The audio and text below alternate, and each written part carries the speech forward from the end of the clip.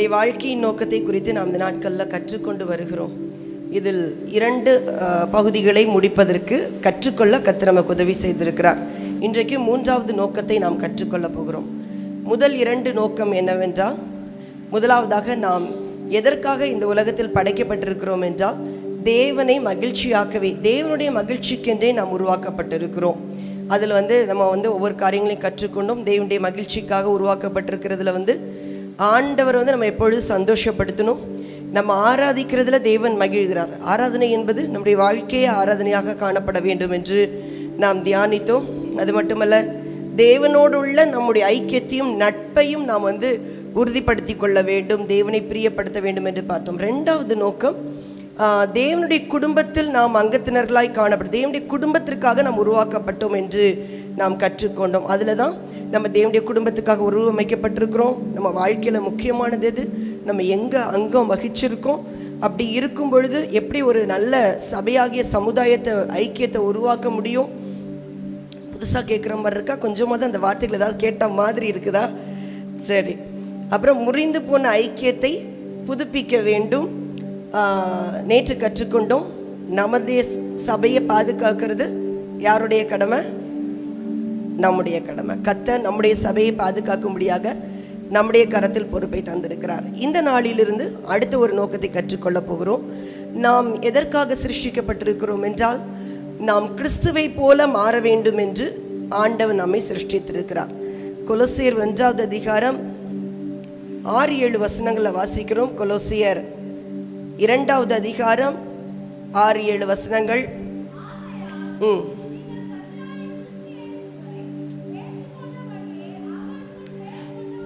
அதாவது, இயேசுவுக்குள் வேர்கொண்டவர்களாகவும் இயேசுவின் மேல் கட்டப்பட்டவர்களாகவும் இயேசுவுக்குள் நடந்து கொண்டு போதிக்கப்பட்டபடியே விசுவாசத்தில் உறுதிப்பட வேண்டும். நாம் கிறிஸ்துவை போல மாறும்படி தேவன் நம்மை சிருஷ்டித்திருக்கிறார். அப்படி என்றால், நாம் கிறிஸ்துவை போல மாறுவதற்கு நாம் கிறிஸ்துவுக்குள் காணப்பட வேண்டும், கிறிஸ்துவின் மேல் கட்டப்பட வேண்டும், கிறிஸ்துவுக்குள் நம்மை உறுதிப்படுத்தி கொள்ள வேண்டும். அப்பொழுதுதான் நாம் அவரை போல உருமாற்றப்பட முடியும். ரோமர் 8வது அதிகாரம் 29வது வசனத்தில் வாசிக்கிறோம். ரோமர் 8வது அதிகாரம் 29வது வசனம், தம்முடைய குமாரன் அநேக சகோதரருக்குள்ளே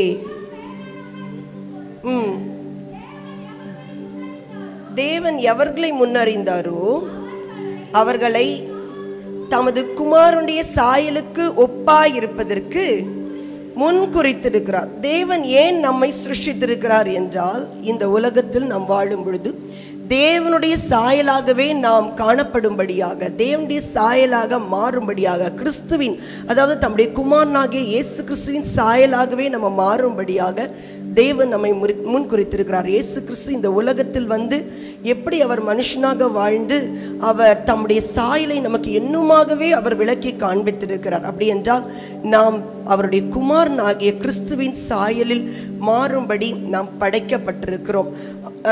ஆரம்பத்திலிருந்தே தேவனுடைய திட்டம் என்னவென்றால், நாம் தேவ சாயலாகவே காணப்பட வேண்டும் என்று ஆதியாகமம் 1வது அதிகாரத்தில் வாசிக்கிறோம். தேவன் நம்மை சிருஷ்டிக்கும் பொழுதும் என்ன சொல்லி சிருஷ்டிக்கிறார்?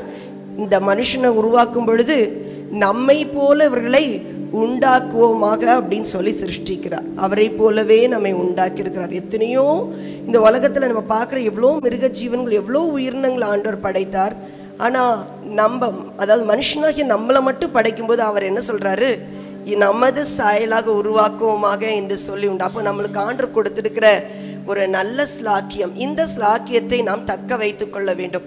அதாவது, இந்த பூமியில் படைக்கப்பட்ட எல்லா மனுஷருமே ஒன்றை நாம் நினைவு கொள்ள வேண்டும். உலகத்தில் படைக்கப்பட்ட எல்லா மனுஷர்களுமே ஏதோ ஒரு பகுதியில் தேவனுடைய சாயலை பெற்றிருக்கிறார்கள். ஆனால் அந்த ஆதியில் இழந்த அந்த தேவ சாயலை இன்றைக்கு பரிபூர்ணமாய் பெற்றுக்கொள்ளும்படியாக தான் இயேசு தம்முடைய இரத்தத்தை சிந்தி ரட்சிப்பை கொடுத்து நமக்கு அவருடைய சாயலை முழுவதுமாக தந்து கொண்டிருக்கிறார். நாம் அதை நினைவில் வைத்து கொள்ள வேண்டும். நாம் தேவனால் படைக்கப்பட்டவர்கள், தேவனுடைய சாயலாக சிருஷ்டிக்கப்பட்டிருக்கிறோம் என்றால், நாம் அவரை போலவே ஒரு ஆவிக்குரிய ஜீவன்கள். அதாவது நம்மளும் என்னது, ஒரு ஹியூமன் பீயிங்னாலும் நம்ம ஒரு ஸ்பிரிச்சுவல் பீயிங். அது எப்படின்னா, நம்முடைய ஆவி அழிந்து போகாது. இந்த உலகத்தில் பார்க்குற எல்லா உயிரினங்களும் மண்ணோடு மண், அதுக்கு அடுத்த ஒரு லைஃப் கிடையவே கிடையாது. ஆனால் மனுஷர்களாகிய நமக்கு தேவனை போலவே நாம் அழிவில்லாத நித்திய வாழ்க்கையை நாம் பெற்றுக்கொள்ள போகிறோம். நம்முடைய ஆவி அழியாதது. வசனத்தில் வாசிக்கிறோம், ஆவி தன்னை தந்த தேவனிடத்துக்கு போகும். அப்போ ஆவி அழியாது. பார்க்குற சரீரம் வேணா அழிந்து போகும், மண்ணோடு மண்ணா போகும், ஆனால் ஆவி அழியாதது. அடுத்தது, நாம் அறிவு நிறைந்தவர்கள், அதாவது சிந்திக்க முடியும் சொல்றாங்களே, 6வது அறிவு. நம்ம பகுத்தறிவு உடையவர்கள். அப்போ சிந்திக்க முடியும், காரண காரியங்களை அறிந்து கொள்ள முடியும். அதே போல நாம் தேவனை போல தொடர்பு கொள்ளக்கூடியவர்கள். நாம் உண்மை அன்பை பெற்றுக்கொள்ளவும் முடியும், அதை கொடுக்கவும் முடியும். நமக்கு ஒரு சன்மார்க்க உள்ளுணர்வு உண்டு, அதாவது மாரல் கான்ஷியஸ்னஸ். அது என்னன்னா, எது சரி எது தவறு, பாவம் எது தப்பு எது என்பதை நம்மால் பிரித்தெடுக்க முடியும். அது நம்ம தேவனுக்கு முன்பாக போய் நிற்கும் பொழுது நாம் அவருக்கு கணக்கு ஒப்புவிப்பதற்கு இது மிகவும் பிரயோஜனமாக இருக்கும். நாம் தேவனால் சிருஷ்டிக்கப்பட்டிருக்கிறோம் என்றால், இந்த உலகமானது பாவத்தினால சீரழிக்கப்பட்டாலும் நமக்காக அனுப்பப்பட்ட இயேசு கிறிஸ்து மூலமாக நாம் இன்றைக்கு அவருடைய சாயலாக தெரிந்து கொள்ளப்பட்ட ஒரு சந்ததியாக இருக்கிறோம். எத்தனையோ கோடி ஜனங்கள், மில்லியன் ட்ரில்லியன் ஜனங்கள் இந்த உலகத்தில் வாழ்ந்தாலும் இயேசு கிறிஸ்துவின் இரத்தத்தினால கழுவப்பட்டவர்கள் அவருடைய பரிபூர்ண சாயலை பெற்றுக்கொள்கிறவர்களாய் காணப்படுகிறோம். ஹல்லேலூயா, ஹல்லேலூயா. ஆண்டவர் அதாவது நம்ம பிள்ளைங்க நினைக்கிறோம்ல, நம்ம பிள்ளைங்க நம்மள மாதிரியே இருக்கிற பிள்ளை நம்மளுக்கு ரொம்ப பிடிக்கும். எல்லா பிள்ளைங்களுமே பிடிக்கும். ஆனால் நம்மள மாதிரியே இருக்கிறாங்கன்னா ஒரு எக்ஸ்ட்ரா ஒரு பாசம் கண்டிப்பாக இருக்க தான் செய்யும்னு நினைக்கிறேன். ஆன்லைனில் போயிட்டுருக்கு. நம்முடைய தேவனும் நம்மை அவரை போலவே நம்ம மாறும் பொழுது, நம்ம காணப்படும் பொழுது அவருக்கு நம்ம மீது அதிக பாசம் உண்டாகிறது. அவர் அதிகமாய் நம்மை நேசிக்கிறார். எபேசியரில் வாசிக்கிறோம். எபேசியர் 4வது அதிகாரத்தை எடுத்துக்கொள்ளுங்க. எபேசியர் 4வது அதிகாரம் 24வது வசனம். அவர் சொல்லுகிறார், மெய்யான நீதியிலும் பரிசுத்தத்திலும் தேவனுடைய சாயலாக சிருஷ்டிக்கப்பட்ட புதிய மனுஷனை தரித்து கொள்ளுங்கள். அதாவது பழைய ஆதாம் தன்னுடைய அந்த சாயலை இழந்து போன அந்த சாயலை மறுபடியுமாக நாம் பெற்றுக்கொள்ள வேண்டும் என்று பவுல் மூலமாக ஆண்டவர் இந்த நிருபங்களை அடிக்கடி அதை நினைவுறுத்துகிறார். இந்த வசனத்தில் சொல்றாரு, நீ அந்த புதிய மனுஷனை தரித்துக்கொள், ஏனென்றால் தேவனுடைய சாயலாக நீ சிருஷ்டிக்கப்பட்டவர். இன்றைக்கு தேவனுடைய சாயல் அப்படின்னு சொல்லும் பொழுது நம்ம எதை புரிந்து கொள்கிறோம் என்பதை அதை நாம் கொஞ்சம் யோசிச்சு பார்க்க வேண்டும். நம்ம ஒருபோதும் தேவனுடைய சாயல்னு சொல்லும்போது, இப்போ ஒருவேளை நம்முடைய பிள்ளைங்க நம்முடைய முகச்சாடையில் இருக்கலாம், நம்ம உன்னை இயேசுவை போலவே மாறுவோமா, அவர் மறுமுகமா, அப்படிலாம் இமேஜின் பண்ண வேண்டாம். அந்த சாயல் என்பது அவருடைய குணாதிசயங்களை காட்டுகிறது. அந்த குணாதிசயத்தோடு நாம் காணப்பட வேண்டும் என்று தேவன் விரும்புகிறார். அது போல நம்ம தேவனை போலவே மாறணும் அப்படின்னு நம்ம ஒரு நாள் தேவனாக மாற முடியாது. அதாவது அவர் சிருஷ்டித்தவர், நம்ம ஒரு நாளும் சிருஷ்டியாக மாற முடியாது. அவருடைய படைப்புகளாகிய நாம் அவருடைய குணாதிசயங்களை உடையவர்களாக நாம் காணப்பட முடியும். அதாவது அவருடைய மதிப்பீடுகள், அவருடைய மனப்பான்மைகள், அவருடைய குணங்கள், அதாவது அவர்கிட்ட இருக்கிற அந்த வேல்யூஸ், அந்த குணங்கள், அவருடைய ஆட்டிடியூட்ஸ், அவருடைய மனப்பான்மைகள், அவருடைய கேரக்டர்ஸ், இவைகளை அவருடைய பிள்ளைகளாகிய நாம் பிரதிபலிக்க வேண்டும் என்று தான் தேவன் நம்மை இந்த உலகத்தில் படைத்திருக்கிறார். 22வது வசனத்தில் வாசிக்கிறோம், அந்தபடி முந்தின நடக்கைக்குரிய மோசம் போக்கும் இச்சைகளாலே கெட்டு போகிற பழைய மனுஷனை களைந்து போட்டு. அப்போ நமக்கு ஒரு பழைய மனுஷன் உள்ள இருக்கிறான்.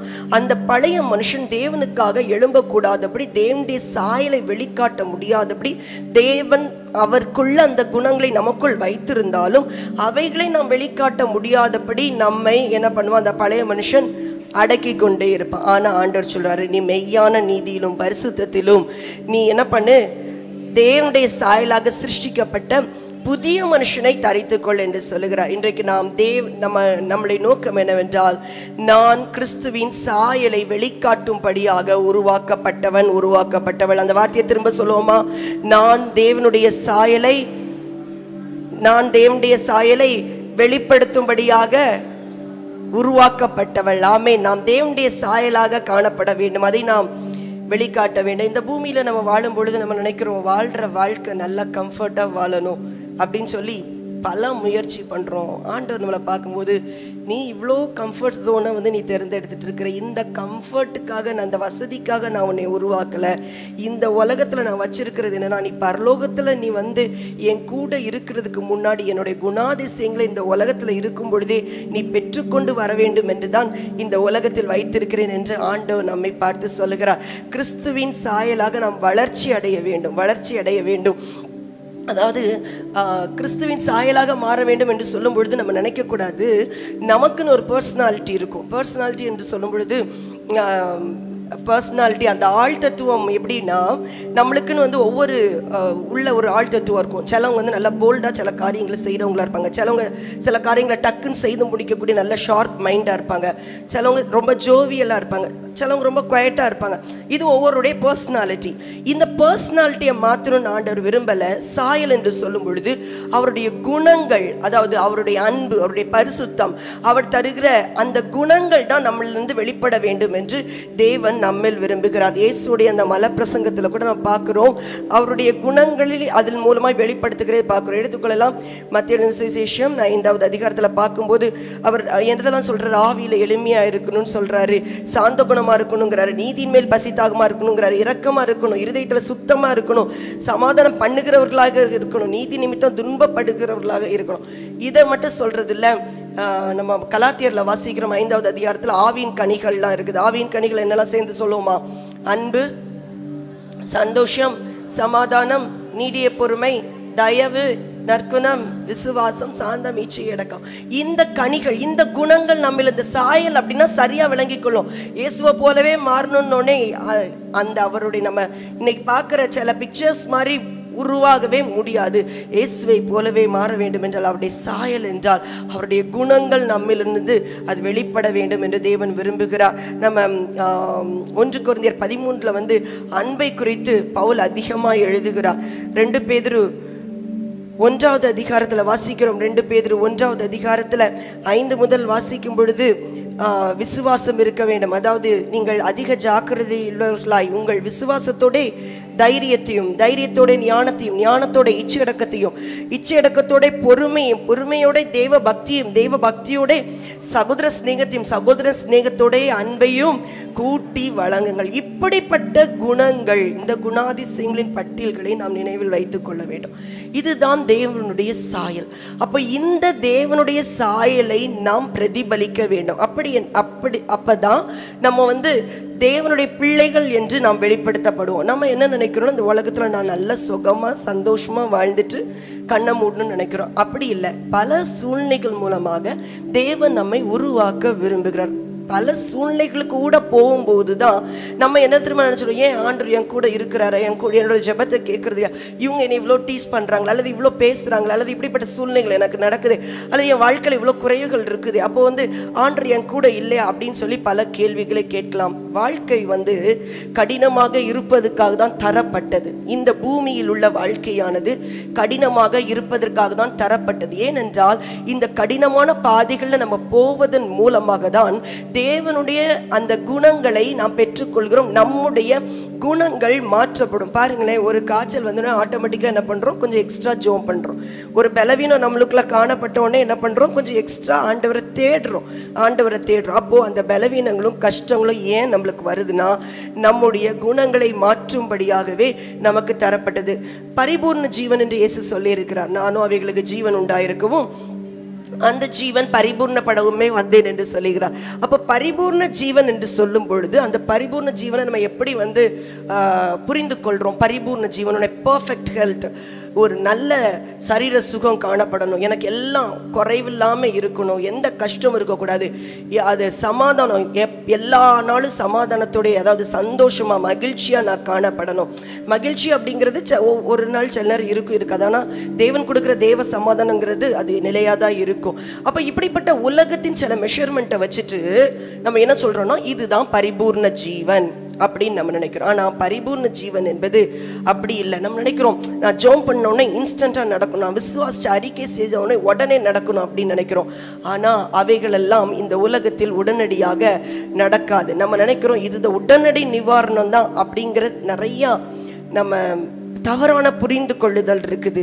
ஏனென்றால் நம்ம வாழ்க்கையை ரொம்ப ஈஸியாக நம்ம எடுத்துட்டோம். உண்மைதான், நம்ம கிறிஸ்துவுக்குள்ள இருக்கும்போது கிறிஸ்து நம்மை திருப்தியாக வைத்திருக்கிறார், நிறைவாக வைத்திருக்கிறார். ஆனால் இப்படிப்பட்ட உலகத்தில் உள்ள சில காரியங்கள் குறைவுபடும் பொழுது நாம் என்ன நினைக்கிறோம், அப்போ ஆண்டவர் என் கூட இல்லை, எனக்கு இந்த பரிபூர்ண ஜீவன் அப்போ எனக்கு வாக்கு பண்ணல போல அப்படிலாம் நினைக்கிறோம். நம்முடைய இந்த மாதிரியான செல்ஃபிஷ்னஸ்லேருந்து வெளியே வரணும், சுயநலமான பார்வையிலேருந்து வெளியே வரணும். இந்த மாதிரி சூழ்நிலைகளில் போகும் பொழுது யோசேப்பை குறித்து சங்கீதத்தில் அழகாக எழுதப்பட்டிருக்கிறது, அவனுடைய பிராணன் இரும்பில் அடைப்பட்டிருந்து தான் அவருடைய வசனம் நிறைவேறும் அளக்கும். அப்போ அவர் உள்ள இருக்க இருக்க இருக்க அவருடைய குணங்கள் அதிகமாக என்ன பண்ணுது, செப்பனிடப்படுது.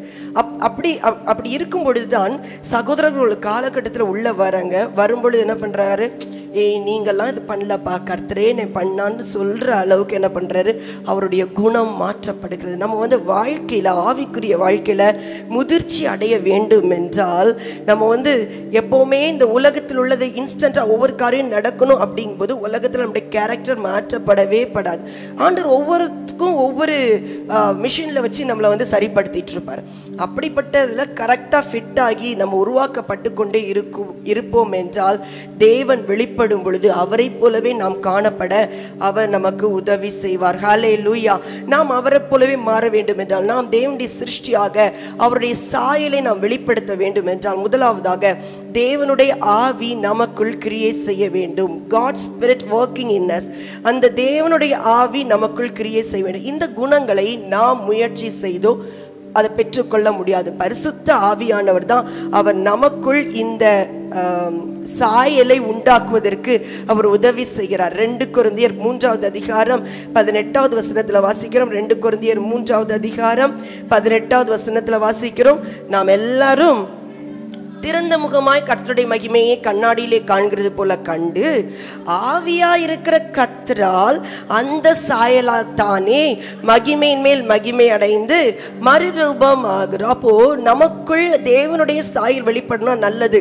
ஆவியின் கனிகளை பெற்றுக்கொள்ளணும், நல்லது. அன்பு 1 கொரிந்தியர் 13ல் வாசிக்கிற அந்த உண்மையான அன்பின் கேரக்டர்ஸ் நமக்குள்ள வரணும், நல்லது. நம்ம அந்த சொல்ல விசுவாசத்தோட பொறுமையும் தைரியத்தையும், நீடிய பொறுமையா இருக்கணும், இச்சையடக்கமா இருக்கணும், இந்த குணாதிசயங்கள்லாம் பெற்றுக்கொள்ளணும், நல்லது. ஆனா இவைகள் எல்லாம் நம்முடைய சுய முயற்சியினால் முடியாது. அப்போ சுய முயற்சியால் முடியாது. நம்ம இப்போ என்ன செய்யணும்? பரிசுத்த ஆவியானுடைய உதவியை நாட வேண்டும். பரிசுத்த ஆவியானவர் நாம் ரட்சிப்பை பெற்றுக்கொள்ளும் போதே நமக்குள் அவர் வந்து விடுகிறார். அந்த பரிசுத்த ஆவியான நமக்குள் கிரியை செய்வதற்கு நாம் நம்மை விட்டு கொடுக்க வேண்டும். கிறிஸ்துவை போல மாற வேண்டும் என்பது இயேசு எப்படி பரிசுத்தமாய் வாழ்ந்தார், அந்த பரிசுத்தமாகுதல் அப்படிங்கிற ஒரு வாழ்க்கை நோக்கத்துக்குள் நம்மை அழைத்து செல்கிறது. நாம் கிறிஸ்துவை போல் மாறுவதற்கு பிலிப்பியர் 2வது அதிகாரம் 13வது வசனத்துல வாசிக்கிறோம். எப்படி நம்ம ஆவியானவருக்கு கீழ்ப்படுகிறோம் என்றால், ஏனெனில் தேவனே தம்முடைய தயவுள்ள சித்தத்தின்படி விருப்பங்களையும் செய்கைகளையும் உங்களில் உண்டாக்குகிறவராய் இருக்கிறார். அப்போ நமக்குள்ள ஆண்டவரை போல மாற வேண்டும், தேவனுடைய குணாதிசயங்களை வெளிப்படுத்த வேண்டும், தேவனுடைய சாயலை நம்ம வெளிப்படுத்த வேண்டும் என்று ஒரு ஆசையை உள்ள கொடுக்கிறதே யாருதான்? பரிசுத்த ஆவியானவர். அப்போ நம்ம பரிசுத்த ஆவியானவர் நம்மளை என்ன பண்ணுவார்? நிச்சயமாக வழி நடத்துவார். கிறிஸ்து நமக்குள் வாசம் பண்ணுகிறார், அதுதான் அந்த ரகசியம் என்று நம்ம வேதத்தில் வாசிக்கிறோம். 2வது, நாம் எவ்வாறு தேவனுடைய சாயலை வெளிக்காட்ட முடியும் என்றால், நாம் பரிசுத்த ஆவியானவரின் கிரியையுடன் முழு ஒத்துழைப்பு கொடுக்க வேண்டும். we must cooperate with Holy Spirit work. அவர் கிரியை செய்யும் பொழுது அவருடைய கிரியை செய்தலுக்கு நாம் முழுசுமாக என்ன பண்ணணும்? நாம் ஒத்துழைப்பு கொடுக்க வேண்டும். அவர் நம்மை வழி நடத்துவார், அவர் நம்மை போதிப்பார், நமக்கு பாதை காட்டுவார். அந்த பாதை காட்டும் பொழுது, நம்மை உணர்த்தும் பொழுது, அவர் நம்மை வழி நடத்தும் பொழுது பரிசுத்த ஆவியானவர் என்ன சொல்லுகிறாரோ அதுக்கு என்ன பண்ணணும்? நம்ம கீழ்ப்படியணும். கீழ்ப்படுகிறது அப்படிங்கிறது யோர்தான் நதிக்கு யோர்தான் கடந்து போகணும். யோர்தான் போகும்பொழுது ஆண்டவர் என்ன சொல்றாரு? ஆசாரியர்கள் கால் படட்டும். ஆனா ஆசாரியர்கள் முன்ன பின்ன இப்படி காலை வச்சு கடல் பிளந்திருக்கா? இல்லை. ஆனால் அவங்களுக்குள்ள ஒரு கீழ்ப்படிதல் இருந்தது. அவங்களுக்குள்ள அந்த அளவுக்கு விசுவாசம் நம்பிக்கையெல்லாம் இருந்ததுதான் தெரியல, ஆனால் கீழ்ப்படுத்துகிற ஒரு தன்மை இருந்தது. இன்றைக்கு நமக்குள் ஒரு கீழ்ப்படுகிற தன்மை காணப்படும் பொழுது நம்முடைய குணாதிசயம் அது மாற்றப்பட அது உதவி செய்யும். கீழ்ப்படிதல் தேவனுடைய வல்லமையை வெளிப்படுத்துகிறது. இன்றைக்கு நம்ம தேவன் சொல்ற வார்த்தைக்கு நம்ம அப்படியே கேட்டு கீழ்ப்படியும் பொழுது நம்முடைய வாழ்க்கை மூலமாகவும் தேவனுடைய வல்லமை வெளிப்படும். ஹல்லேலூயா, ஹல்லேலூயா. நம்ம ஃபர்ஸ்ட் செயல்படணும். ஆண்டவருடைய வார்த்தையை கேட்டு நம்ம கீழ்ப்படியணும், நம்ம கிரியை செய்யணும் அப்படின்னு ஆண்டவர் விரும்புகிறார். ஒருவேளை நம்மளுக்கு விசுவாசத்துல கொஞ்சம் குறைவு இருக்கலாம், சில பலவீனங்கள் இருக்கலாம். ஆனா அப்படிப்பட்ட சூழ்நிலைகள்லையும் ஆண்டவர் என்ன சொன்னாரோ அதை செய்யறதுக்கு நம்ம கால் எடுத்து வச்சுட்டா போதும், ஆண்டவர் மற்ற காரியங்களெல்லாம் நம்மில் உருவாக்கி விடுவார். ஹல்லேலூயா. எப்படி ஒரு விதையானது அது பண்படுத்தப்பட்டு, அந்த பூமியானது பண்படுத்தப்பட்டு அந்த விதையை விதைச்ச பிறகும் அதை நம்ம எவ்வளவு கரிசனையாய் அதை கவனம் செலுத்தி நம்ம வளர்க்கும் பொழுதுதான் என்ன பண்ணுது, அந்த விதை முளைக்குது. அதுக்கு தண்ணி ஊற்றணும், அதுக்கு உரம் போட வேண்டிய காலங்களில் உரம் போடணும், கிளை நறுக்க வேண்டிய காலங்களில் கிளை நறுக்கணும்.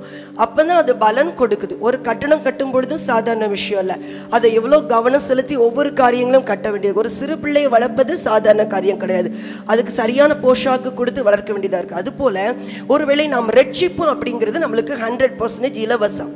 ரட்சிப்பு என்பது நாம் பெற்றுக்கொண்டோம். ஆனால் ஆவிக்குரிய வாழ்க்கையின் வளர்ச்சி என்பது கிறிஸ்துவை போல் ஆகுதல் என்பது நாம் நிச்சயமாக முயற்சி செய்தே ஆக வேண்டும். நம்ம இந்த புதிய ஏற்பாட்டில் வாசிக்கும் போது கிட்டத்தட்ட 8 இடங்கள்ல நம்ம பிரயாசப்படணும், ஜாக்கிரதையா இருக்கணும், நாட வேண்டும் என்று பவுல் மூலமாக ஆண்டவர் சொல்லி இருக்கிறார். 2 பேதுரு 1:5-7 வாசிக்கிறோம், நீங்கள் ஜாக்கிரதை உள்ளவர்களா என்று நம்ம வாசிக்கிறோம். நாம் இந்த தேவனை போல மாற வேண்டும் என்றால் நம்ம கொஞ்சம் எக்ஸ்ட்ரா எஃபர்ட் எடுக்க வேண்டும், எக்ஸ்ட்ரா எஃபர்ட் எடுக்கணும். அது மட்டுமல்ல, லூக்கா 13:24 வாசிக்கிறோம், இடுக்கமான வாசல் வழியாய் உட்பிரவேசிக்க பிரயாசப்படுங்கள். நம்ம பிரயாசப்படணும். நான் ரட்சிக்கப்பட்டுட்டேன், ஆண்டவரை எனக்குள்ள கேரக்டரை உருவாக்குவார் சொல்லிட்டு நம்ம இருக்கக்கூடாது. ஆண்டவர் நாம் பிரயாசப்படுவதற்கு சில சூழ்நிலைகளை வாழ்க்கையில அனுமதிப்பார். நம்முடைய கேரக்டர் மோல்ட் ஆகிறதுக்கு, கேரக்டர் உருமாற்றப்படுவதற்கு ஆண்டவர் நம்முடைய வாழ்க்கையில சில சூழ்நிலைகளை ஆண்டவர் அனுமதிப்பார்.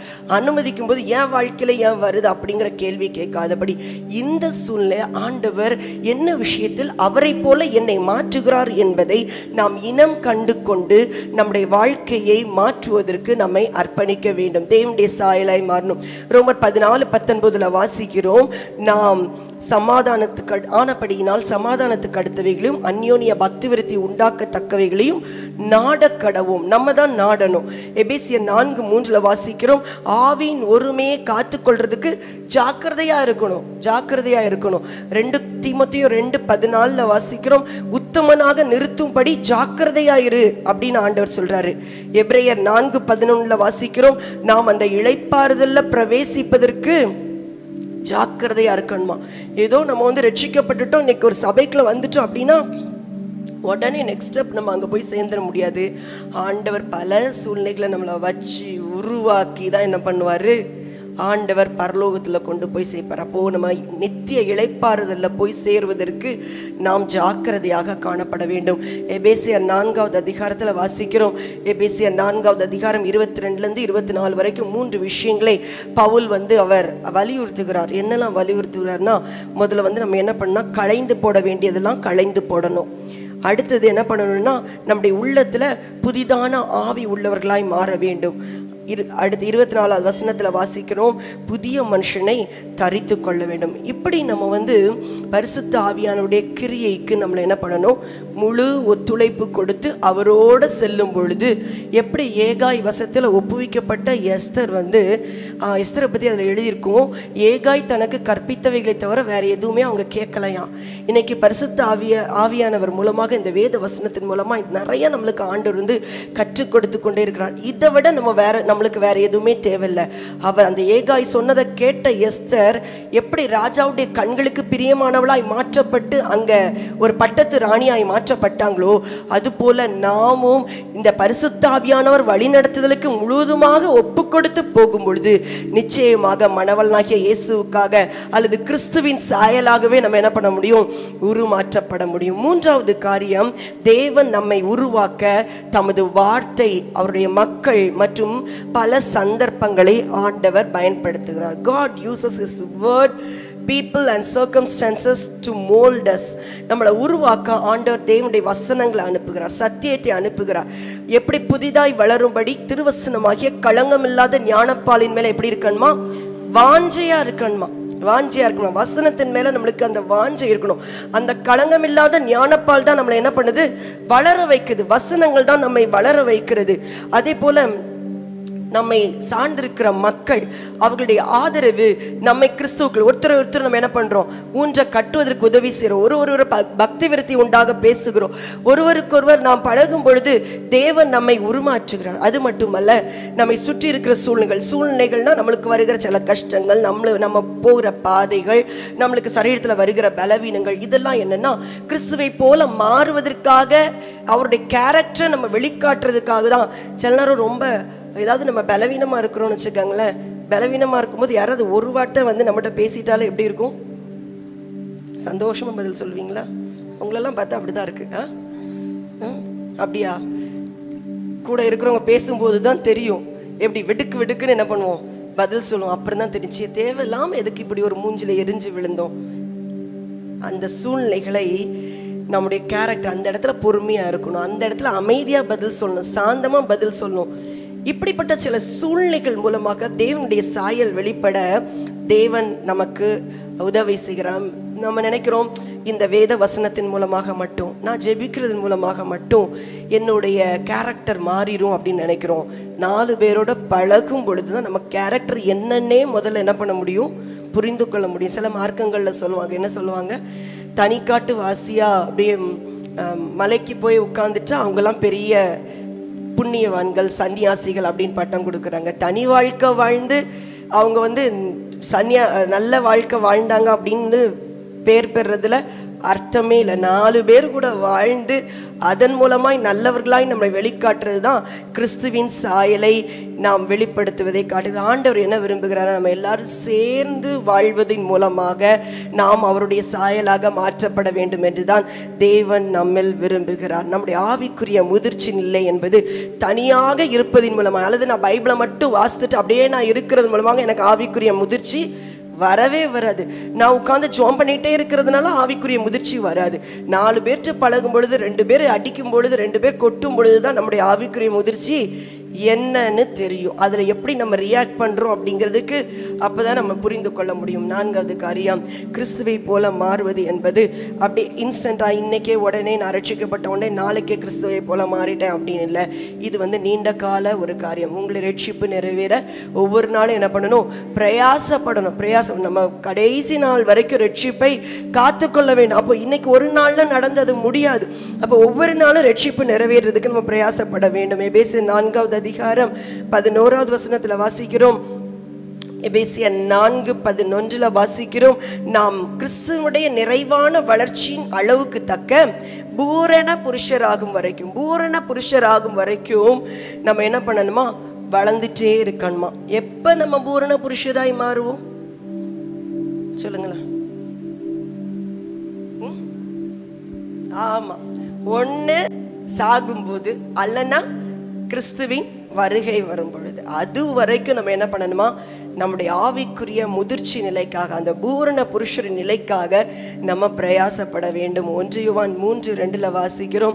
1 யோவான் 3வது அதிகாரம் 2வது வசனத்துல, பிரியமானவர்களே, இப்பொழுது தேவனுடைய பிள்ளைகளாக இருக்கிறோம், இனி எவ்விதமாக இருப்போம் என்று இன்னும் வெளிப்படவில்லை. ஆகிலும் அவர் வெளிப்படும் பொழுது அவர் இருக்கிற வண்ணமாகவே நாம் அவரை தரிசிப்பதனால் அவருக்கு ஒப்பாயிருப்போம் என்று அறிந்திருக்கிறோம். அப்போ அவரை தரிசிக்க போகிற நாம் அவருடைய சாயலாக மாற வேண்டும் என்றுதான் தேவன் நம்மை விரும்புகிறார்.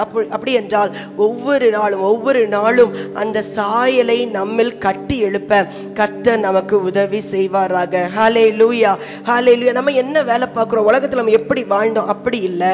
நம்ம உலகத்தில் வாழ்ந்த வாழ்க்கையில் எப்படிப்பட்டவர்களாய் நாம் நடந்து கொண்டோம் என்றுதான் தேவன் நம்மில் அவர் பார்த்து கொண்டே இருக்கிறார். உலகத்தில் சில கஷ்டங்களில் போகலாம், அந்த கஷ்டங்களை அனுபவிக்கும் பொழுதும் நம்ம அதில் எப்படி ரியாக்ட் பண்ணுறோம் அப்படின்னு தான் ஆண்டவர் நம்மிடத்தில் அவர் கவனம் வைத்துள்ளவராக இருக்கிறார்.